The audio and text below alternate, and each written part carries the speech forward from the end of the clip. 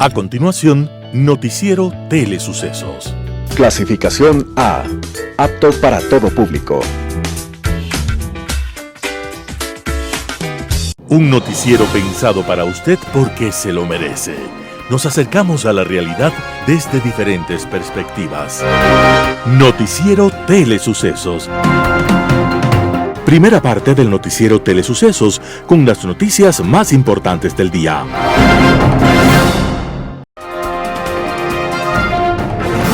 Un día como hoy. Hubo un boxeador que tenía dinamita en sus puños y dinamita en su cerebro, dinamita en sus puños contra sus contendores en el ring y dinamita en su cerebro por sus opiniones. Este boxeador llamado Cassius Clay después se convirtió al islamismo y su nuevo nombre fue también conocido por todos, Mohamed Ali. En alguna ocasión, varios periodistas lo acorralaron a preguntas relacionadas con el boxeo y Mohamed Ali les respondió con otra pregunta. ¿Por qué solo hablan de boxeo? La vida está llena de intereses distintos. Y yo me gano la vida dando golpes en un ring, pero yo soy un intelectual. Me gusta la poesía y la filosofía. Hablemos de ciencia, de historia, de política. La vida está llena de emociones. ¿Por qué tenemos que hablar del boxeo? ¿Qué es lo peor de todo? Mohamed Ali sintió que su poder no podía limitarse a ser solamente demoledor con los puños, sino con sus opiniones. Cuando le pusieron uniforme para que combatiera en la guerra de Vietnam, se negó y dijo que nada tenía contra los vietnamitas, porque los vietnamitas no habían hecho nunca nada malo contra los negros norteamericanos. Entonces, en represalia, las autoridades lo despojaron del título mundial, le prohibieron el boxeo, lo multaron y lo mandaron a la cárcel. Después de 3 años se condena por su decisión de no ir a la cárcel. Mohamed Ali recuperó un día como hoy todos sus derechos civiles. Su decisión le había costado el título mundial en el boxeo, pero le significó también la admiración de todos los que en el mundo entienden que la mejor lucha es la que se libra por la dignidad humana. Las principales noticias del día. Titulares. La vicepresidenta Verónica Abad se reunió con el embajador israelí. Daniel Noboa promete cambios en el sistema carcelario. Usará la misma empresa que Nayib Bukele contrató en El Salvador. Construye, Partido Social Cristiano y ADN coinciden en solicitar juicio político contra Wilman Terán. En política internacional, de espías. Los editoriales serán de Fabián Corral, La cultura del servicio. Roberto Aguilar, juicio político a Diana Salazar. Gisela Garzón omite lo que le conviene. Noticias del día. La vicepresidenta Verónica Abad se reunió con el embajador israelí. La vicepresidenta Verónica Abad se reunió con el embajador israelí Saj Sarid para dialogar sobre asuntos multilaterales y relaciones bilaterales. La funcionaria debe presentarse físicamente el domingo 10 de diciembre en la oficina de la Embajada de Ecuador en Tel Aviv. El embajador le deseó éxito en su importante rol como colaboradora por la paz entre Israel y el pueblo palestino. Abad fue nombrada embajadora extraordinaria y plenipotenciaria de Ecuador ante el Estado de Israel el 4 de diciembre, 11 días después del decreto 27 en el cual el presidente Daniel Noboa asignó como única función para la vicepresidenta ser colaboradora para la paz y precautelar el escalamiento de la conflictividad entre Israel y Palestina. El pasado 28 de noviembre la vicepresidenta aceptó con reparos la función que le delegó Noboa. En una conferencia de prensa ratificó que viajará a Israel con sus hijos para que no la acusen de abandono del cargo y confirmó que existe un distanciamiento con Noboa desde la campaña electoral. Comentó además que el presidente tomó la decisión de enviarla a Tel Aviv porque la quería lejos, ya que ella se opone al acuerdo legislativo que el gobierno, a través de la bancada oficialista Acción Democrática Nacional ADN, tiene con el movimiento Revolución Ciudadana y con el Partido Social Cristiano. A partir de ese momento, Abad ha brindado varias entrevistas en medios de comunicación nacionales y extranjeros, lanzando acusaciones contra integrantes de ADN, a quienes señaló de haber hecho campaña sucia en su contra. Además, ha manifestado que el acuerdo con la Revolución Ciudadana perjudicará al gobierno de Noboa y busca el retorno del exmandatario Rafael Correa. Daniel Noboa promete cambios en el sistema carcelario y usará la misma empresa que Nayib Bukele contrató en El Salvador. El presidente Daniel Noboa anticipó detalles de su plan para intervenir en el sistema penitenciario, que incluye la construcción de cárceles de máxima seguridad para aislar a los presos más peligrosos. Ese es uno de los puntos críticos en materia de seguridad que enfrenta el mandatario. y mientras se ejecuta la construcción de las cárceles, la idea es trasladar a los internos a cárceles barcazas. El presidente adelantó que el proyecto de las cárceles de máxima seguridad se ejecutará con la misma gente, las mismas compañías con las que Nayib Bukele trabajó en El Salvador para su megacárcel. Noboa detalló que para este proyecto se requiere cooperación israelí en el diseño de las cárceles de máxima seguridad, conocidas como Supermax, y la segmentación de delitos menores y contravenciones. El presidente aseguró que la implementación de barcazas siempre fue una medida complementaria y provisional para segmentar y aislar a los presos de alta peligrosidad hasta que el gobierno construya las cárceles de máxima seguridad. Y el Ejecutivo ya trabaja en conseguir las barcazas. Según Noboa, ya han identificado 3 opciones para traer al país. Una está en Australia, otra en el Reino Unido y la tercera está en Estados Unidos. El mandatario detalló que una barcaza puede llegar al país en 7 u 8 meses, dependiendo del lugar en el que se encuentre. Noboa expresó que es necesario intervenir principalmente en la penitenciaría del litoral, que es donde está el problema central de la crisis carcelaria. Construye, Partido Social Cristiano y ADN coinciden en solicitar juicio político contra Wilman Terán. El movimiento Construye agradeció el respaldo de la bancada del Partido Social Cristiano a su petición de enjuiciar políticamente al presidente del Consejo de la Judicatura, Wilman Terán, así como al vocal Javier Muñoz y la ex vocal Maribel Barreno. A este planteamiento también se sumó la Alianza Oficialista Acción Democrática Nacional ADN, según un comunicado. A fines de noviembre, el coordinador de la bancada de Construye, Jorge Peñafiel, anunció la necesidad de hacer una fiscalización al Consejo de la Judicatura para atender la crisis de justicia y comentó que tenían lista la solicitud de juicio político, por lo que se esperaba la adhesión de otras bancadas para presentarlo. En ese sentido, el Partido Social Cristiano y ADN han reafirmado su compromiso y respeto con la independencia entre las funciones del Estado y el rechazo a la impunidad. Se trata de la 4ª petición de enjuiciamiento político a funcionarios y exfuncionarios del Estado en el arranque de la nueva Asamblea Nacional. El 24 de noviembre, el Partido Social Cristiano y ADN presentaron una solicitud al Legislativo para interrogar a los exministros del Interior y de Energía en la administración de Guillermo Lasso, Juan Zapata y Fernando Santos Alvite, respectivamente. Entrevista del día.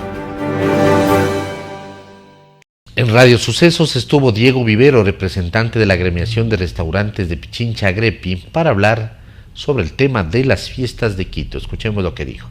Sí, definitivamente creo que estamos sorprendidos. Creo que siempre aspirábamos a que el metro iba a llevar públicos interesantes al centro histórico, nuevos públicos.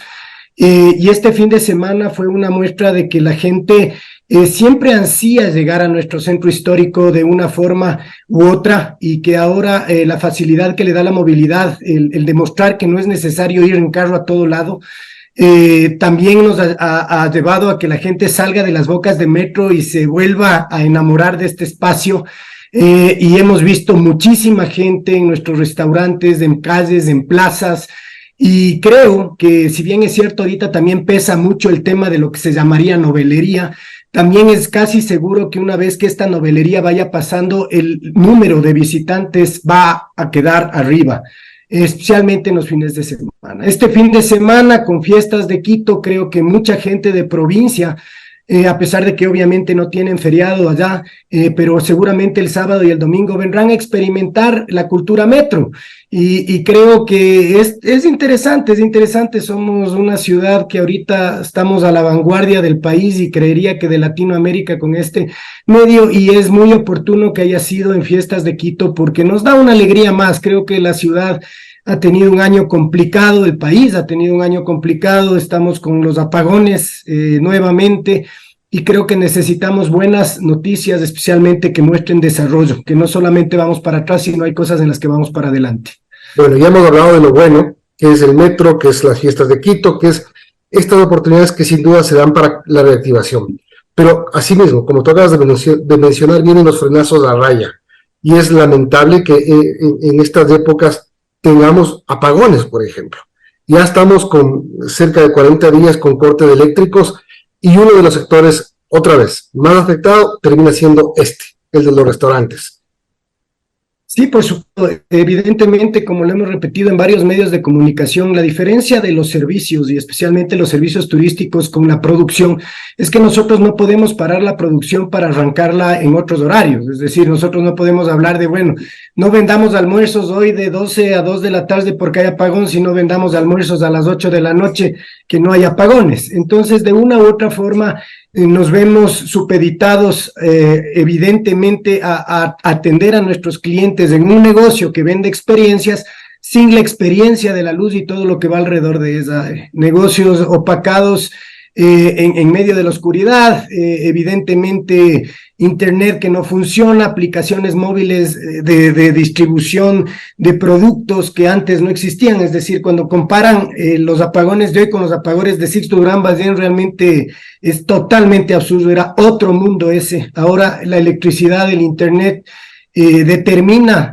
muchísimo lo que ahora somos los restaurantes. Los restaurantes, para hablar de nuestro sector en exclusivo, ya no vendemos hace rato solamente comida, ¿no? Y más aún en este tipo de festividades tenemos luces, la gente realmente aprecia mucho el esfuerzo que hemos hecho en las inversiones, ya no solamente en cocina, en fríos y en demás, sino también en la parte evidentemente que da el cliente y nos opaca muchísimo. Más allá de que la falta de planificación, por ejemplo, esta misma semana hubo un malentendido, quizás nos dijeron que no iba a haber apagones por fiestas, uno entendió que diciembre era fiestas, no hay nada de misterioso que no haya un apagón un 24 de diciembre que es domingo o un 25 que es feriado, o sea, nos trataron, como se dice, de dorar la píldora, pero ahí seguimos.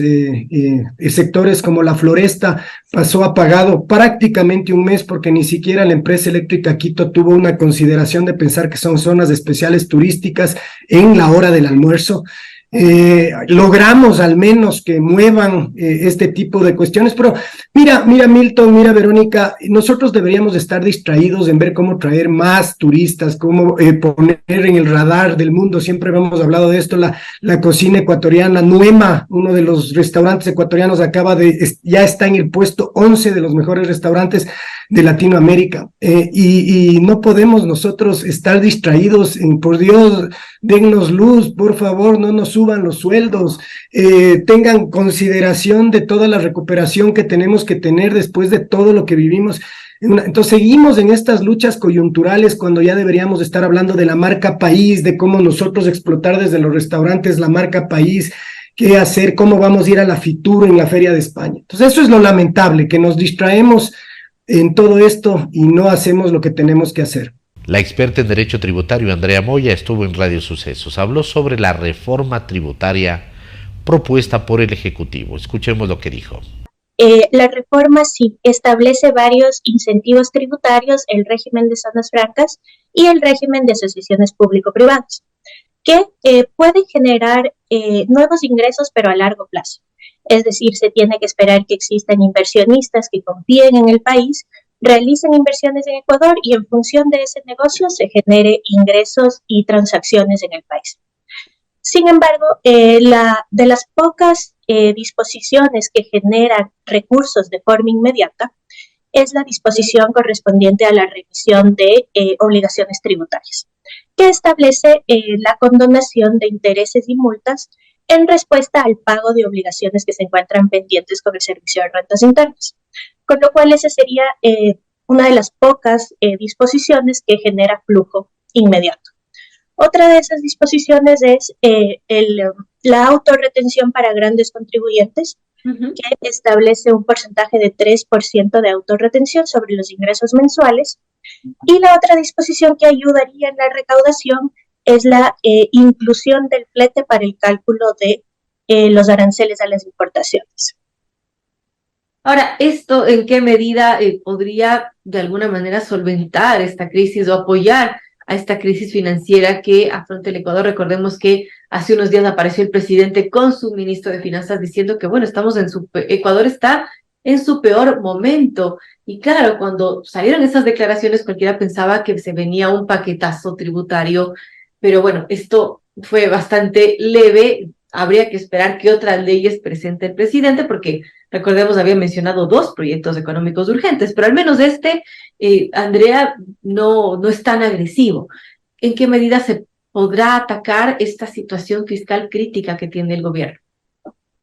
De acuerdo, sí, como bien mencionas, las declaraciones del ministro de Economía nos hicieron pensar que existiría una reforma agresiva dirigida, no sé, a las personas naturales o a las sociedades, como ha ocurrido en otras circunstancias, donde se establecen contribuciones adicionales. Sin embargo, esto no ha sucedido en esta reforma, lo cual es de aplaudirse, ¿no es cierto? Pero sí preocupa de dónde se va a obtener el flujo para solventar este problema. Como comento, al parecer el gobierno en lo que está apostando es a la remisión. Sin embargo, tendríamos que esperar a ver efectivamente cuáles son las cifras de recaudación derivadas de esa disposición. Claro, el gobierno ha dado una cifra que espera recaudar de 832 millones en 2024, aunque está consciente de que este ingreso no será permanente, pues solo percibirá durante el 2024. Ahora, tampoco se sabe si es que esa meta que se ha puesto el gobierno va a cumplirse de 832 millones de dólares. Exactamente. Y ahí lo importante sería establecer si para calcular esa meta se tomó en cuenta primero aquellas compañías que, si bien aparecen como deudoras, es virtualmente imposible que se sujeten a la remisión, puesto que son compañías quebradas, de liquidación, etc. Y aquellas que en 2018 ya se acogieron a una remisión que impedía aplicar nuevamente este tipo de condonaciones a futuro por el mismo concepto. Entonces es importante establecer si esto se tomó en cuenta para llegar a esa cifra. Importante. Ahora, hablemos de los ítems más claves, digamos, de este proyecto de ley que está ya en tratamiento en la Asamblea Nacional. Y, por ejemplo, uno de los temas que más se ha escuchado es de esta autorretención del impuesto a la renta a grandes contribuyentes.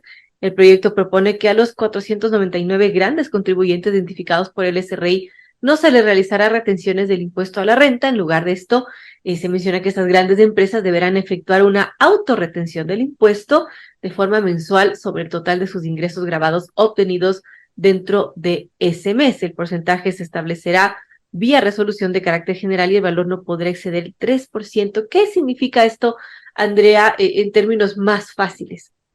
Claro.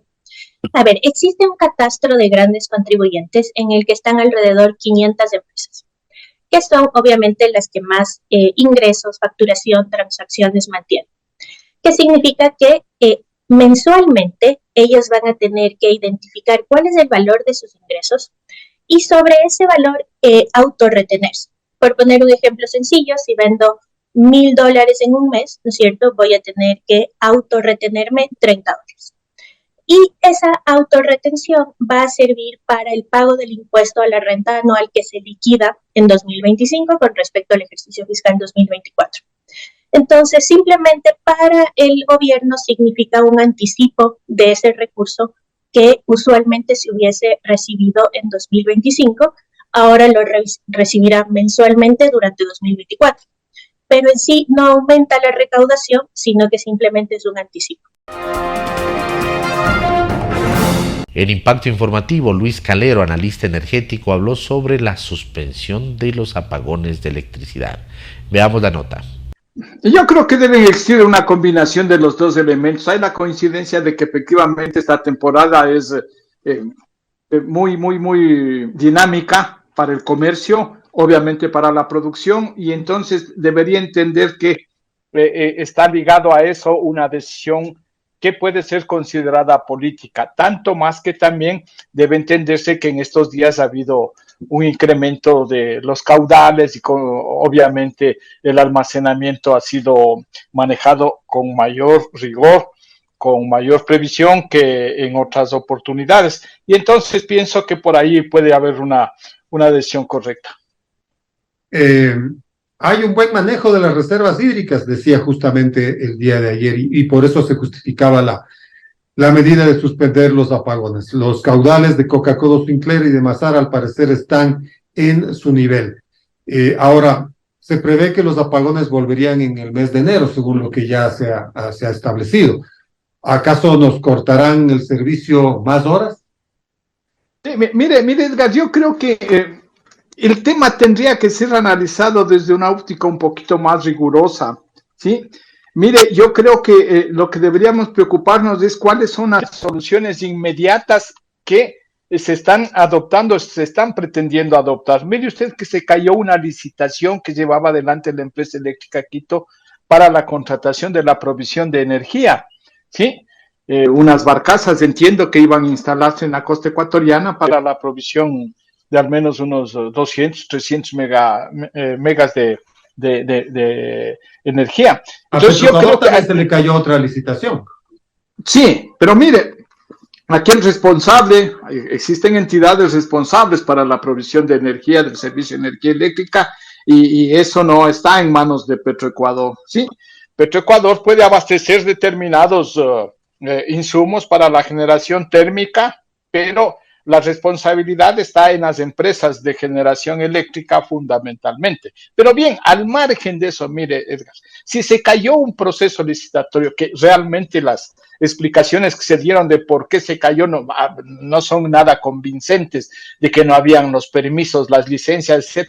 Mire, yo creo que debe tomarse el toro por los cuernos y este rato en emergencia, y el nombre lo indica, la situación amerita, declárese emergencia por parte de una de las empresas o por parte de varias de las empresas generadoras. Por ejemplo, SELEC, por ejemplo, CENEL, declaren emergencia. Mire usted que la ley orgánica del Sistema Nacional de Contratación Pública y la ley de empresas públicas permiten la utilización de esta figura. Declaren emergencia y procedan a una contratación ágil, muchísimo más ágil de lo que pudieron haber estado pensando, con un esquema muy engorroso, que esquemas asociativos, que aquí puse que aquí no parece. Simple y llanamente la empresa encargada de generación, una de las empresas, sea SELEC, sea CENEL o ambas, declaren emergencia y procedan a realizar unos procesos licitatorios muy rápidos. Mire, con la misma información que ya quedó del proceso fallido, ahí existe un listado de algunas empresas que se presentaron a este concurso, a esta licitación. Escojan las 3, las 4 primeras de esas empresas, las que mejores condiciones ofrecían, las que mayores credenciales técnicas y económicas tuvieran o habrían presentado, y simple y llanamente hagan una lista corta e inviten a esas empresas. Y en menos de 2 meses le prometo que estarían con un contrato para la provisión de energía en los próximos meses. O sea, ¿usted cree que este gobierno, en este caso que esta ministra, tiene el aval y quizá la obligación moral como para proceder en este tipo de mecanismos, amén de las famosas licitaciones, debido a la emergencia que vivimos? Pero es que la normativa permite, al margen de quien esté, porque el proceso que se cayó fue un proceso iniciado en el gobierno del señor Lasso. Y ellos iniciaron este proceso, un proceso engorroso, se cayó. Ahora retomen, háganlo correctamente, háganlo más ágil, tomen la información, algo que les sirve el proceso anterior y simple y llanamente entren con decisión. Mire, aquí hay unos temores y hay que decirlo con absoluta claridad, mi estimado Edgar. La Contraloría General se ha convertido en un cuco en el servicio público. Y nadie quiere hacer nada, ningún funcionario público tiene la claridad para seguir adelante. Así en definitiva, mi estimado Edgar, se ha convertido por mala utilización de la institución en los distintos gobiernos, en todos los gobiernos, han mal utilizado a la Contraloría y han existido contralores que se han prestado para eso. Y entonces a la institución le han convertido en un verdadero obstáculo para lograr niveles básicos de eficiencia en la administración pública.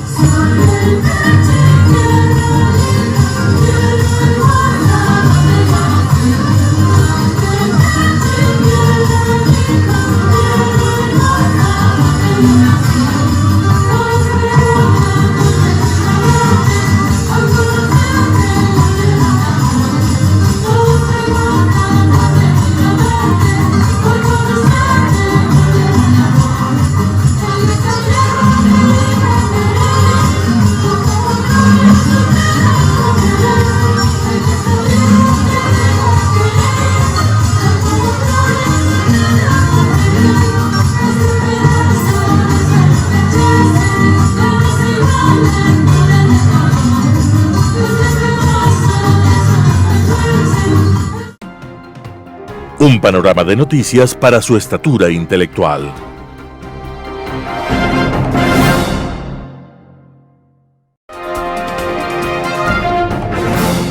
Global Hoy con Alan Carney.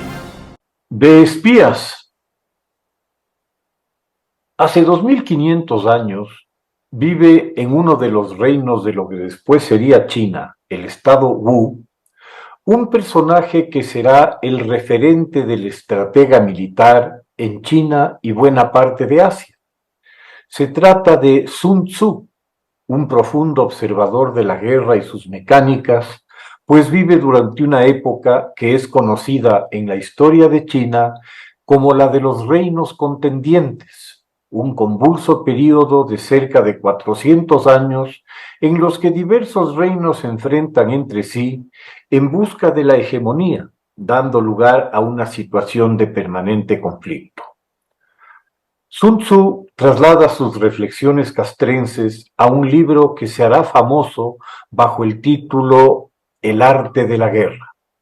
Al parecer, Mao Zedong habría sido muy influido por el pensamiento táctico y estratégico de Sun Tzu en su desarrollo de los conceptos de su guerra revolucionaria.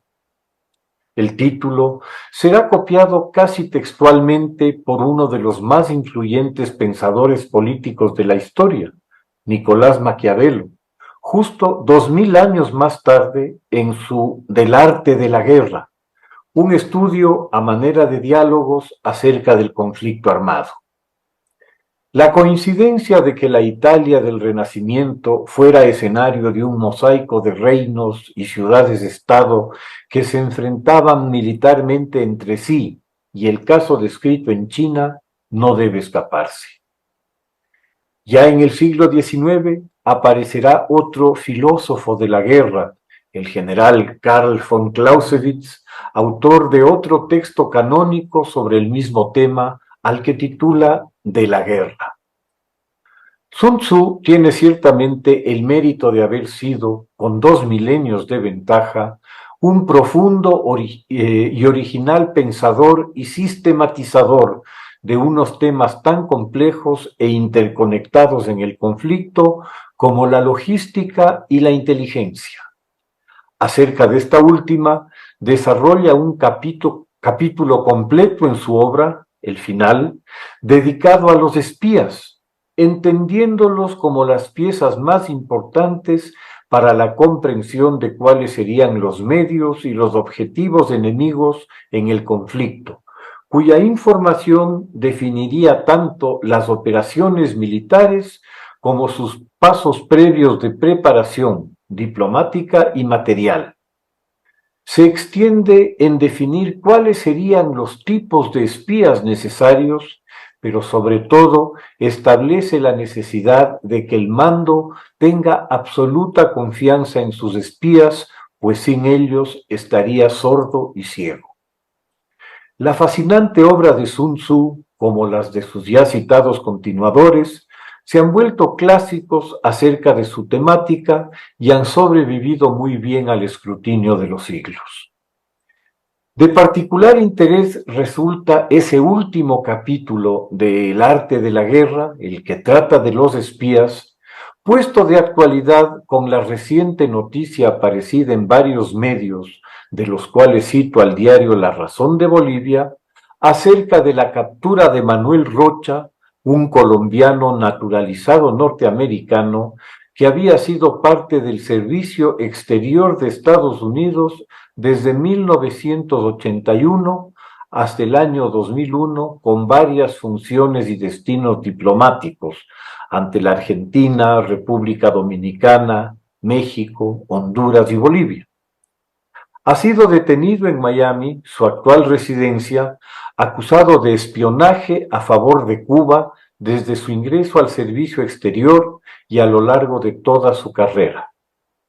Él mismo habría declarado a un agente encubierto del FBI sus actividades de espionaje y traspaso de información de carácter clasificado y sensible a la dictadura cubana. En la misma declaración se habría expresado en términos admirativos respecto de Fidel Castro y calificado a Estados Unidos como el enemigo, jactándose de sus 40 años como topo cubano infiltrado en la política exterior norteamericana. Su paso como director de Asuntos Interamericanos en la Seguridad Nacional, con particular atención sobre Cuba, da la medida de cuán grave ha sido la penetración de inteligencia cubana en el servicio exterior de los Estados Unidos. Sin duda, un éxito notable para Cuba y una gran capacidad técnica de Rocha al mantener durante tantos años su fachada y proveer, sin duda, valiosísima información de alto nivel a la dictadura cubana, tanto para la contrainteligencia al interior de la isla como para los objetivos internacionales cubanos en Latinoamérica. Las narraciones de John le Carre sobre espías ambientadas en la Guerra Fría, trasladadas a la realidad. Su novela El Topo podría ser, con todo y título, aplicada a Rocha y a su gestión de espionaje. Es importante comprender la importancia de estas actividades, particularmente para los países autoritarios, en varias dimensiones, de las cuales resulta primordial el control de la seguridad interna en cuanto oposición de la población al régimen. Naturalmente, en una relación directa con la insatisfacción que la ciudadanía pueda sentir hacia el régimen, sea por unas condiciones de vida miserables, por falta de elementales medios de subsistencia o carencias de servicios básicos, sea por una situación de opresión asfixiante o por querer simplemente irse, por no creer más en un sistema fracasado, tan solo una permanente represión puede evitar que esa insatisfacción escale a una rebelión. Los autoritarismos han desarrollado cuidadosamente todo lo que se refiere a técnicas de espionaje y control de la información, creando redes de informantes y delatores permanentes para controlar a todo elemento subversivo. Para estos regímenes, el espionaje es cosa de vida o muerte, y es una actividad profesional reconocida y bien remunerada por el régimen. Desde la Ojrana, la temible policía secreta zarista, pasando por la Checa, esa de las mentes lúcidas, manos limpias y corazones ardientes, la KGB y su actual versión, la FSB, las diversas formas de la autocracia rusa, particularmente la de la KGB durante el Imperio Soviético, ha sido el modelo instrumental de todas las organizaciones de similar naturaleza en su órbita. Tal vez sus más aventajados alumnos serían los agentes alemanes orientales de la Stasi por su previa experiencia con la Gestapo nazi, pero como se puede apreciar en el caso antes citado del embajador Rocha, el régimen cubano no se ha quedado atrás. Cada sociedad privilegia aquello que más requiere para su comodidad e incluso su supervivencia. En esa medida, el Estado autocrático es indiferente a la noción de ofrecer unas condiciones decentes a sus súbditos. Los ha habituado a través de una obsesiva propaganda de eslogans repetidos como mantras a resignarse a una condición de miseria como algo virtuoso y hasta deseable. Y para aquellos que ponen en duda el mantra, siempre estarán disponibles los garrotes, el gulag o, llegados al caso, el tiro en la nuca. No debe sorprender entonces que en un área donde esos regímenes han desarrollado ese expertise durante generaciones, obtengan muy buenos resultados. Es una consecuencia lógica de su especialización y los estímulos sociales y laborales asignados. Si volverse delator trae beneficios, habrá muchos, para de entre ellos seleccionar agentes y espías de futuro, en lugar de favorecer la formación de buenos médicos o ingenieros. Primero, y por encima de cualquier cosa, quedarse para siempre en el poder. Muchas gracias. Editorial. La cultura del servicio, artículo de Fabián Corral publicado en Diario El Universo. La cultura del servicio podría parecer un tema abstracto, académico, quizá inútil cuando las necesidades acosan, la violencia impone miedo, la política erosiona las instituciones y pervierte la poca fe que le queda a la gente. Pero no, la ausencia de esa cultura explica muchas cosas e innumerables desastres. Explica la inutilidad del Estado, la pesadez de la burocracia, la indolencia de funcionarios, jueces y demás jerarcas. Cultura del servicio quiere decir que los mandatarios, todos, son personajes transitorios a cargo de una tarea por tiempo limitado. Cultura del servicio significa que en una república no se eligen reyesuelos, ni caudillos, ni candidatos a pasar a la historia. Se eligen servidores de la comunidad que deben rendir cuentas del poder ajeno que ejercen y que por tanto están obligados a revelar sus planes, explicar sus alianzas, sustentar sus decisiones y renunciar a toda ambición que contradiga el mandato. Significa en suma decidir, ajustar su conducta a las reglas, informar y militar sin descanso por la transparencia, ser útiles. Me temo que ese tema no ha estado claro para quienes han ejercido y ejercen el poder político. Hay grave confusión, tontería o mala fe en la comprensión de las tareas que la gente entrega a legisladores, presidentes, alcaldes y demás personajes que protagonizan el interminable espectáculo en que se ha convertido la vida pública. No se les designa para que usen el protagonismo propio de su cargo en promover campañas, afianzar carreras electorales, hacerle al juego a sus jefes o vengarse de los adversarios. No se les elige para que se transformen en famosos ni exhiban su prepotencia en cada oportunidad que se presente. Están en el cargo para trabajar en beneficio del país. Para eso están. Este malentendido respecto de lo que la función pública implica viene de lejos. Quizás esa sea la razón que explique por qué la historia de esta república fallida está llena de personajes inútiles, de caudillos sin talla, de perpetuos aspirantes a monumentos. Tal vez esa sea la explicación de que entre tantos partidos y movimientos sociales, son cientos, tanto griterío y tanto discurso, tengamos resultados tan magros en la gestión de los intereses de la comunidad. Y que entre elecciones y consultas se perfilen quiebras tan monumentales como las del Estado ausente. Ese malentendido explica también la conducta de las élites, la pobre labor de los dirigentes de la sociedad civil, la mezquindad, la ceguera, la queja perpetua. Lo que legitima el poder, lo que sustenta las funciones del Estado es el servicio. Sin servicio no hay legitimidad. Un sistema que no sea capaz de enfrentar la violencia, garantizar la educación, crear las condiciones para generar empleo, impartir justicia y crear las mínimas condiciones para que cada ser humano trabaje y prospere será todo, pero no será democracia auténtica. Será esta ficción que vivimos y soportamos, esta mediocridad que nos abruma. Artículo de Fabián Corral publicado en Diario El Universo. Juicio político a Diana Salazar. Gisela Garzón omite lo que le conviene. Roberto Aguilar, El Expreso.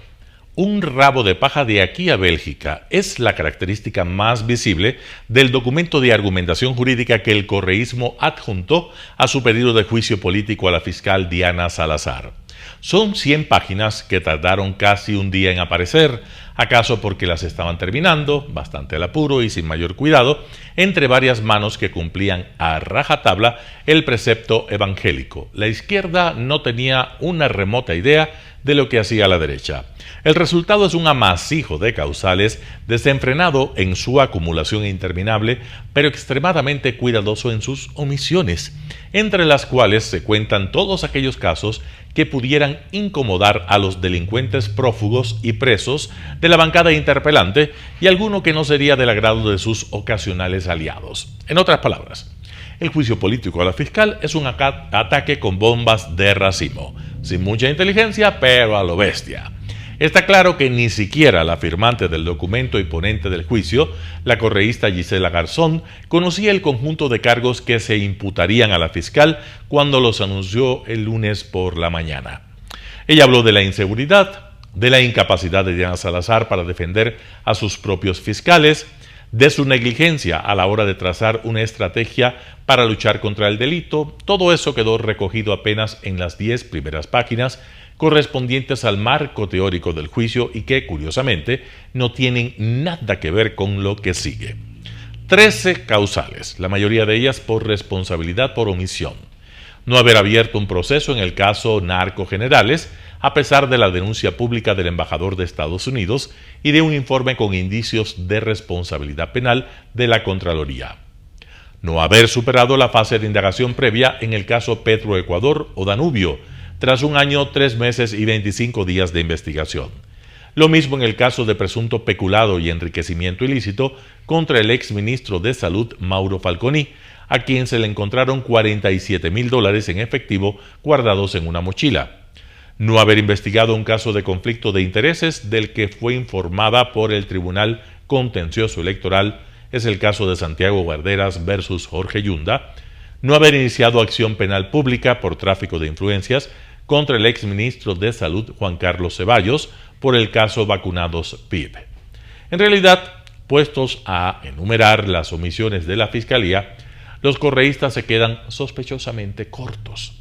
Reclaman la falta de acciones para juzgar a los policías que violaron los derechos humanos en las violentas jornadas de octubre de 2019, pero nada dicen sobre los secuestradores, agresores sexuales e instigadores que actuaron del otro lado, que no por casualidad es el suyo.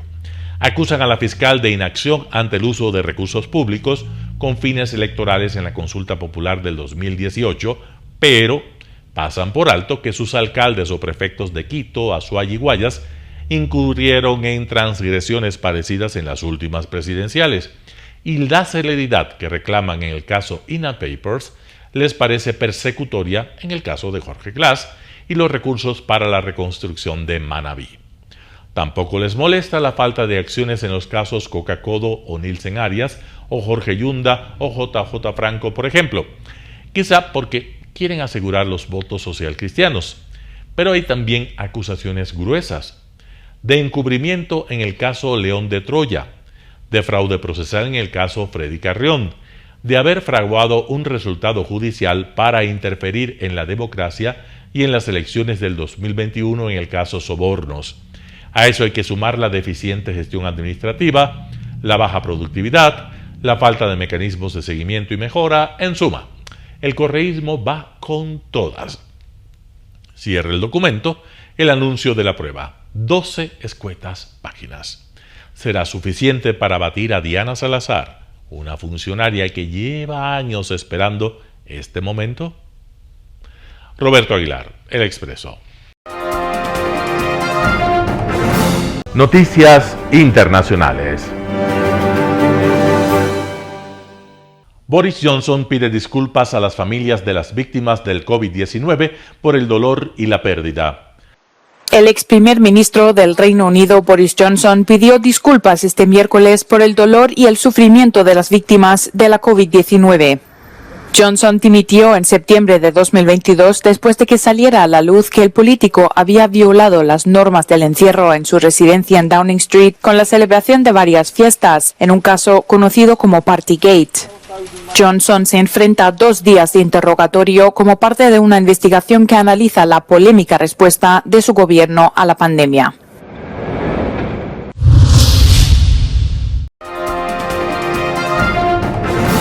Los activistas climáticos aseguran que el progreso alcanzado en la COP28 no es suficiente. Los avances de la COP28 no son suficientes, según los activistas climáticos que estos días se encuentran en Dubái, donde se está celebrando la Cumbre del Clima, en la que los líderes mundiales analizan lo que ha sucedido desde que se aprobó el Acuerdo de París en 2015 y qué se puede hacer para corregir la situación. El director general de la COP28 es optimista y afirma que la cumbre proporcionará una buena base para avanzar. We need to be aligned with the 1.5 target, keeping 1.5 within reach. That we've articulated as the principal objective of this conference. To do that, there's going to have to be substantial progress on reducing emissions and creating a trajectory of decarbonization that brings us to alignment with 1.5 by 2030. We have 7 years to do this. So either we can stay mired in debates about language or we can find practical ways to get this done. Sin embargo, los activistas climáticos aseguran que las medidas no son suficientes y dicen que es necesario una eliminación total de los combustibles fósiles. People's frustration levels are really high about these conferences. In fact, some have lost any hope in this process.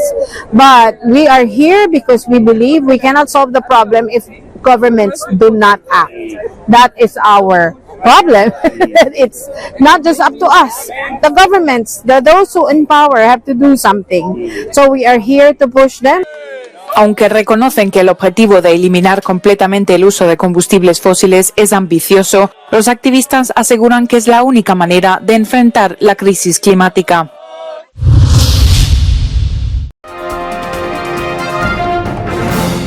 Ni siquiera la ONU tiene dónde resguardarse en Gaza.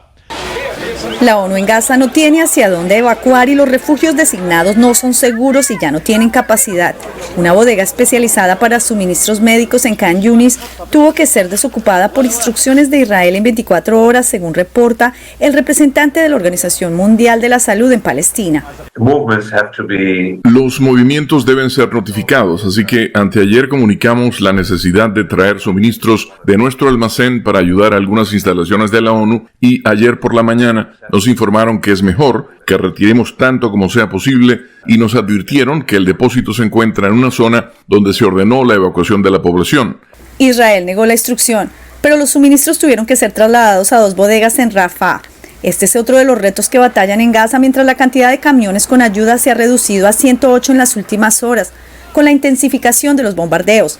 Además, escasean las camas en los hospitales y la atención médica para los enfermos. Reportan al menos 20.000 personas con infecciones respiratorias agudas, 26.000 con infestación de sarna y piojos, 86.000 con diarrea y 11 de cada 50 padecen ictericia y enfermedades como la meningitis y varicela están activas. En el contexto actual de las llamadas zonas seguras, no son científicas, no son racionales, no son posibles. Y creo que las autoridades son conscientes de ello. Creo que es insensible, hace frío, y creo que esto refuerza la indiferencia hacia los niños y las mujeres en Gaza. Según la Agencia para los Refugiados de la ONU, 8 de cada 10 palestinos han perdido su vivienda y más del 85% de la población ha sido desplazada.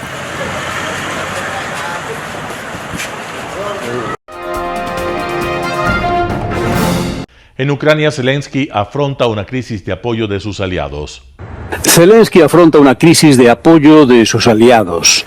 Mientras Ucrania recuerda a sus caídos en combate contra Rusia, el presidente Volodymyr Zelensky intenta reforzar alianzas dentro y fuera del país para continuar la lucha contra la invasión rusa. Mientras se dirigía desde su despacho en Kiev hacia la ceremonia que conmemoraba el Día de las Fuerzas Armadas, grabó este mensaje.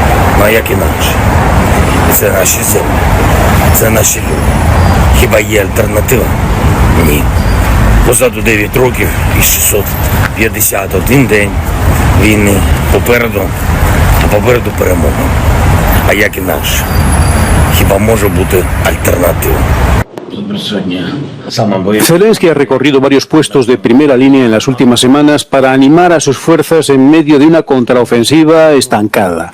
También busca reforzar el apoyo entre los aliados occidentales, participando en la reunión de líderes del G7 de este miércoles. Previamente canceló un discurso previsto ante el Senado de Estados Unidos después de que el Congreso no aprobara el último paquete de apoyo a Ucrania.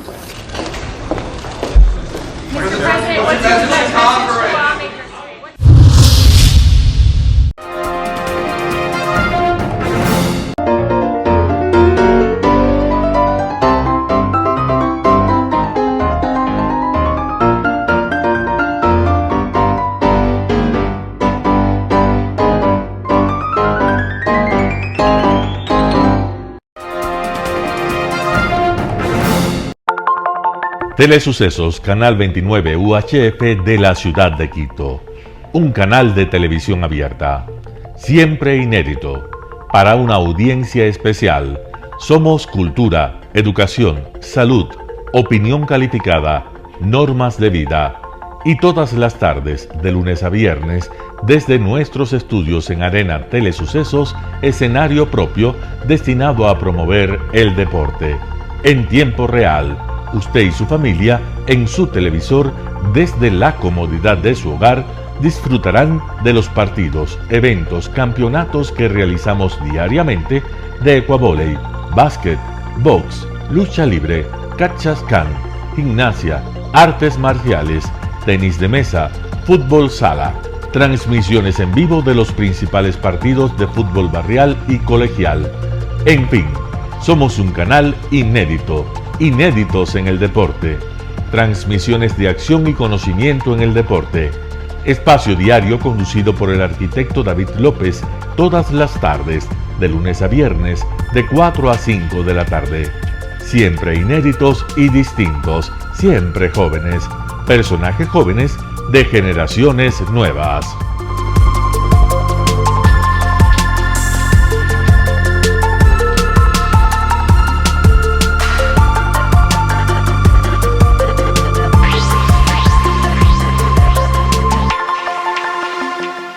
El término arena dejó tiempo atrás de ser sinónimo de muerte. Hoy es un espacio de vida, de desarrollo de una de las actividades básicas del comportamiento humano, el deporte, que quizá, como ninguna, moviliza sentimientos y emociones, elimina como principio la violencia, intereses personales, trampas, desunión e intrigas. El deporte, con sus valores, solo deberá entregar mensajes de bien para mejorar las actuales estructuras sociales y políticas en deterioro en las que vive nuestro país. Hoy entregamos a nuestra audiencia de la ciudad de Quito deportes y en especial a la parroquia de Calderón, uno de los sectores populares de mayor desarrollo de la ciudad, con una población estimada en 1 millón de habitantes que están en contacto diario con el canal 29 UHF, presente con sus instalaciones deportivas en Llano Grande, su centro de gravedad. Telesucesos, desde nuestro estudio principal y en el de Arena Telesucesos, es el único medio de televisión que transmite de lunes a viernes 4 horas diarias de diversos eventos y novedades deportivas: el ecuavóley, básquet, tenis de mesa, halterofilia, taekwondo, esgrima, box, cachascán, gimnasia olímpica. Pueden ser observados en Canal 29 UHF y en todas las redes sociales en su televisión, sin ningún costo, desde la comodidad de su hogar, en nuestro canal y en las redes sociales. Arena Telesucesos es el escenario en donde el deporte tiene vida. Nuestros invitados y jugadores están en la cancha junto a usted y como nunca antes en la pantalla de su televisor, acercándole a un espectáculo inolvidable de luz, color y fiesta. Por fin usted encuentra el deporte que practica y que nunca es transmitido ni considerado por otros medios de comunicación con la importancia que nosotros le damos. El ecuavóley es el gran protagonista en una cancha con todos los estándares y comodidad para su práctica. Es el único deporte ecuatoriano con partida de nacimiento ecuatoriana. Somos inéditos, nos acercamos al deporte popular de nuestra gente que comparte nuestros esfuerzos. En Arena Telesucesos, aparte del atractivo de los eventos deportivos que transmitimos con nuestra señal a los televisores de su hogar, también entregamos muchos de los valores que encierra el deporte y en especial privilegiamos nuestra identidad nacional en el ecuavóley, jerarquizando su presencia como el deporte con partida de nacimiento en nuestro país. Telesucesos no solo entrega en su programación de deportes un espectáculo, sino que impulsa, privilegia y exige a quienes participan que sean parte de los valores y méritos que el deporte encierra: esfuerzo, superación, perseverancia, respeto, solidaridad, compañerismo, disciplina, puntualidad, sana competencia, honradez en la cancha y fuera de ella. La práctica deportiva siempre generará beneficios positivos para su cuerpo y entregará salud estable, pero refuerza además la identidad personal y premia siempre el éxito conseguido. Estamos entregando a nuestra ciudad con Arena Telesucesos un esfuerzo más de un medio que es fiel a su identidad y que a través de sus contenidos de salud, cultura, opinión calificada y ahora deportes, pretende difundir lo que, aparte del entretenimiento, requiere nuestra gente. Lo hasta ahora realizado está hecho con mucho esfuerzo, pasión y el entusiasmo de nuestra parte, de nuestros empleados, trabajadores y pequeños empresarios que creen en nuestras motivaciones. Hemos dado los primeros pasos para este proyecto que seguiremos haciéndolo gracias a ustedes. Telesucesos, el canal de televisión siempre inédito. El noticiero Telesucesos es retransmitido de lunes a viernes a las 7 horas por Radio Planeta Sur 106.1 FM de la ciudad de Loja. Noticiero Telesucesos.